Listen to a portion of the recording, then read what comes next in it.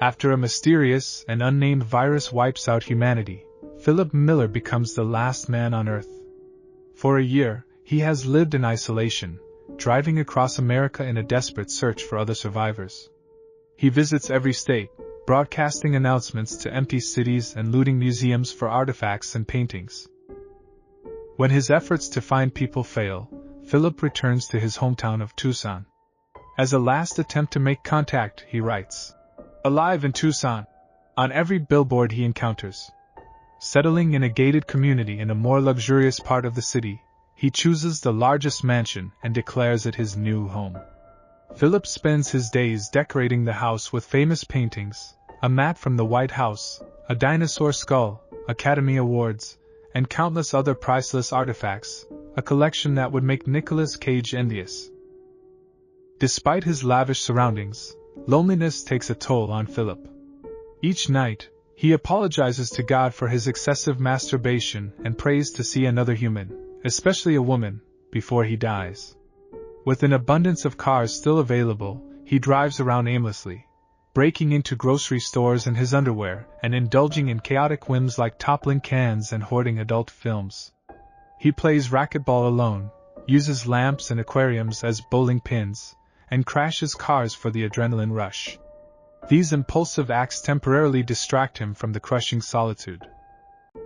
As weeks turn into months, Philip's mental state deteriorates. His once grand mansion becomes a garbage heap filled with unclean plastic and cans. Neglecting hygiene, he lives like an animal, bathing in a pool filled with margaritas and using another as a makeshift toilet. The absurdity of his situation grows when he starts talking to volleyballs he's decorated with faces, assigning them names and personalities to stave off loneliness. One night, after a series of misadventures, Philip decides he can no longer endure the isolation. He bids farewell to his ball friends and drives to a hill to end his life. Just as he is about to crash his car, he notices smoke in the distance. Overcome with hope, he follows the trail to a trailer, where he finds signs of human life, a broad drying in the sun. The sight overwhelms him, and he faints. When Philip regains consciousness, he finds himself being revived by a woman performing CPR. Initially, he imagines her as a dreamlike beauty, but reality sets in. She's older and less glamorous than he envisioned. Their awkward first meeting is marked by Philip's embarrassment over wetting himself during the encounter, which he tries and fails to explain away. The woman introduces herself as Carol, a former analyst who, like Philip, has been wandering America in search of survivors. She came to Tucson after seeing his billboard message. Despite having longed for companionship, Philip is less than thrilled by Carol's presence. She's pedantic, corrects his grammar, and doesn't share his sense of humor. Their clashing personalities become evident as they drive to a grocery store. Carol insists on following traffic laws, even in an abandoned world, while Philip mocks her rigid adherence to rules. At the store, she scolds him for parking in a handicapped spot, prompting Philip to drive the car straight into the building out of frustration. Carol's irritation deepens when she visits Philip's filthy mansion. She's appalled by his two pools, one filled with garbage and the other with human waste, and accuses him of stealing priceless artifacts. By the end of the house tour, Philip asks her to return to her campsite. The next morning, however, he wakes to find Carol cleaning his house.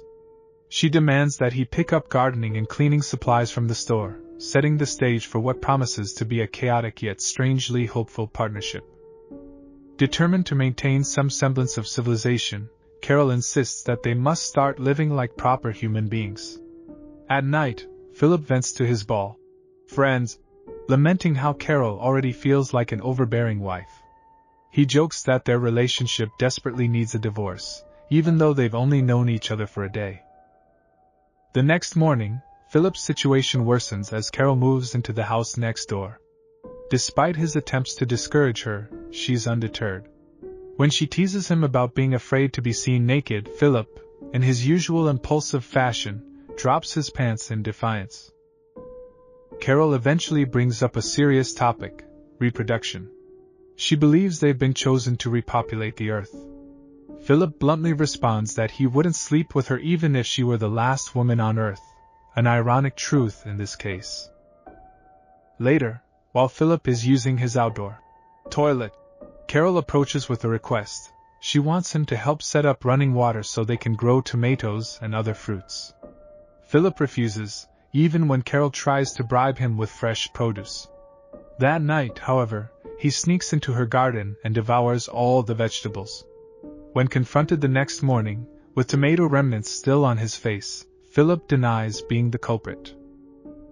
A few days later, Carol injures herself while trying to haul water to her garden. Frustrated and defeated, she gives up her attempts at decency and builds an outdoor toilet in a fountain, mimicking Philip's pool setup. She confesses that maybe they aren't the chosen ones, but rather the forgotten ones, incapable of rebuilding civilization when they can't even manage basic utilities. Seeing Carol lose her optimism makes Philip feel guilty. He decides to help and rigs a system to water her garden using the city's water tank. Carol, touched by the gesture, invites him over for dinner. For the first time in a while, Philip enjoys a fresh, organic meal. During dinner, the subject of sex arises, and Philip reluctantly agrees to sleep with her. To his surprise, Carol insists on getting married first. At first, Philip laughs, thinking she's joking, but Carol is serious. Despite his reservations, he proposes to her to make her happy. The next day, they prepare for the wedding. While Carol decorates and bakes a cake, Philip is tasked with getting rings.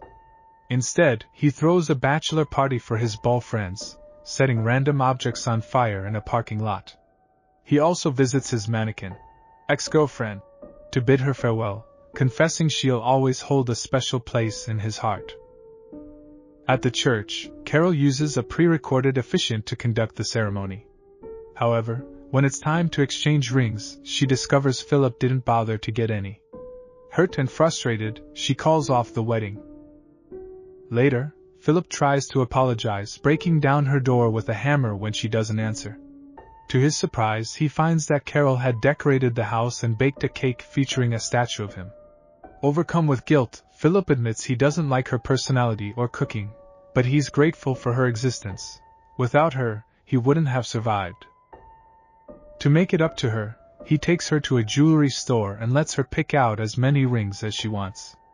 They finally officiate the wedding and are declared husband and wife.